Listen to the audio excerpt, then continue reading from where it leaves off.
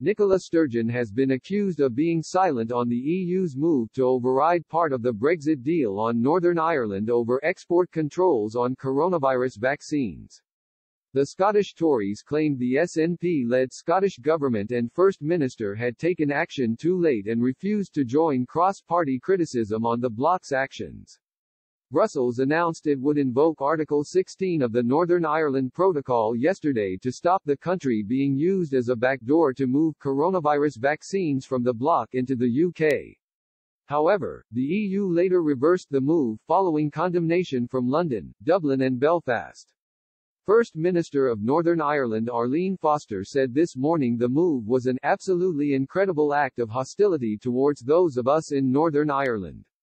She said, "It's absolutely disgraceful, and I have to say the Prime Minister now needs to act very quickly to deal with the real trade flows that are being disrupted between Great Britain and Northern Ireland."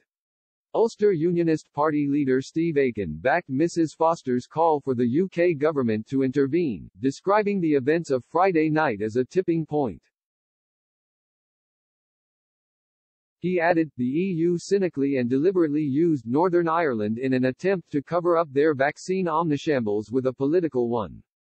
Tory MP Julian Smith, a former Secretary of State for Northern Ireland, said, "The EU cocked up big time last night, but we all need to work in the interest of preserving Northern Ireland.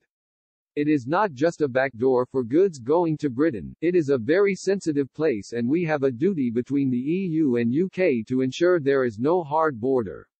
Scotland's Europe Secretary Michael Russell later issued a brief one-line on the matter claiming it was an unhelpful escalation from the bloc and needed to be reversed, late last night. The line was retweeted by Nicola Sturgeon with no comments, however.